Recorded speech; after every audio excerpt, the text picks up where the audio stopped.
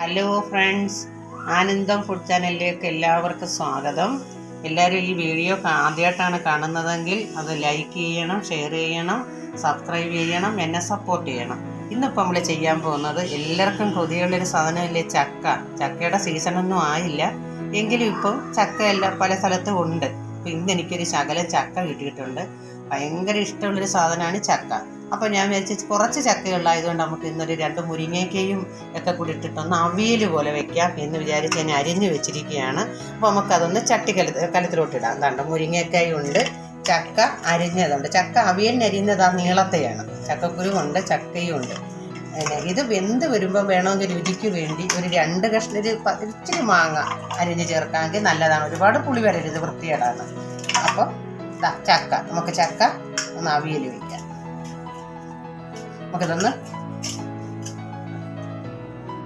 നമുക്ക് അടുപ്പ് കത്തിച്ചിട്ട് ചക്കയൊന്ന് അവിയലിന് വെക്കാനായിട്ട് അടുപ്പിലോട്ട് വെക്കാം. എന്താണ്ട് ചക്ക അടപ്പിൽ വെക്കുവാണേ.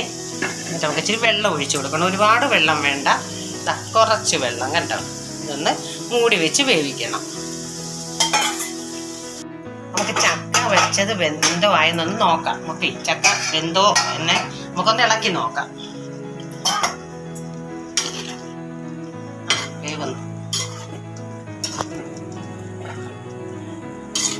അത് ഉടഞ്ഞു പോകരുത്, അത് ഇളക്കി ഉടയ്ക്കരുത്. ചക്ക അവിയൽ വെക്കുമ്പോൾ നല്ല അവിയൽ പോലെ തന്നെ ഇരിക്കണം. ഇത് കണ്ടോ, വേവുന്നുണ്ട്. ചക്കയും മുരിങ്ങയ്ക്കായും ചക്കക്കുരു എല്ലാം ഉണ്ട് അതിനകത്ത്.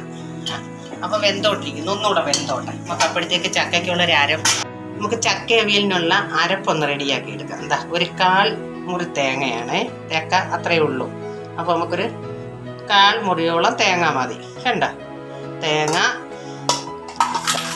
1 സ്പൂൺ മഞ്ഞൾപ്പൊടി, ആവശ്യത്തിനുള്ള ഉപ്പ്, ഒരു ലേശം മുളക് പൊടി ചേർക്കുന്നത് നല്ലതാണ്. കാരണം ചക്കയിൽ ഒരു ഇച്ചിരി എരി വന്നോട്ടെ.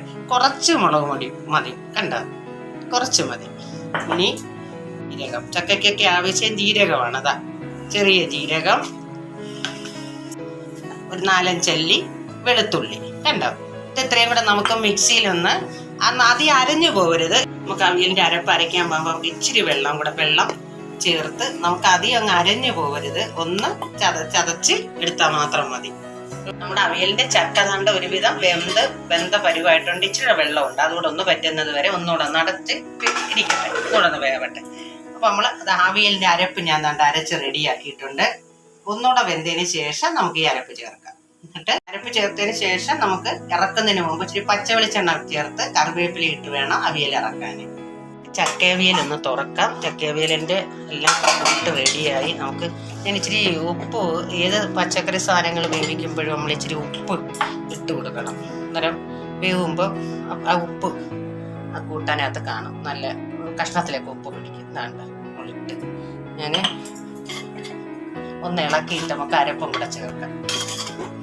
അവിയലിനെ അരച്ച് വെച്ചിരിക്കുന്ന ഒരു അരപ്പുണ്ടല്ലോ, നമുക്ക് അതും കൂടെ ഇതിനകത്ത് ചേർത്ത് അവിയൽ ഇറക്കാം. നമ്മൾ അരച്ച് വെച്ചേക്കുന്ന അരപ്പാണിത്, ഇടുവാണ്.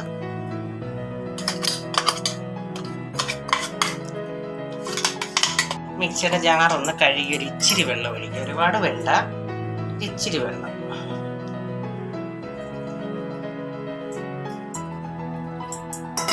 ഒരുപാട് വെള്ളം വേണ്ട. നമ്മൾ അവിയലിനകത്ത് അരപ്പൊക്കെ ചേർത്തിട്ടുണ്ട്. ഇനി നമുക്ക് ചെറിയ തീയിൽ അവിയലിൻ്റെ അരപ്പിൻ്റെ പച്ചയൊക്കെ ഒന്ന് കേട്ടെ. ഇട്ട് കഴിയുമ്പോൾ നമുക്ക് പരുവാവും ഒക്കെ ഇറക്കി പച്ച വെളിച്ചെണ്ണയും കൂടെ ഒഴിക്കാം. നല്ല ഗുണമായിരിക്കും അവിയലിന്. നമ്മുടെ സ്വാദിഷ്ടമായ ചക്ക മുരിങ്ങയ്ക്ക എല്ലാം ചേർത്തുള്ള അവിയൽ റെഡി ആയിട്ടുണ്ട്. നമ്മൾ ഇച്ചിരി കറിവേപ്പില ചേർക്കാം.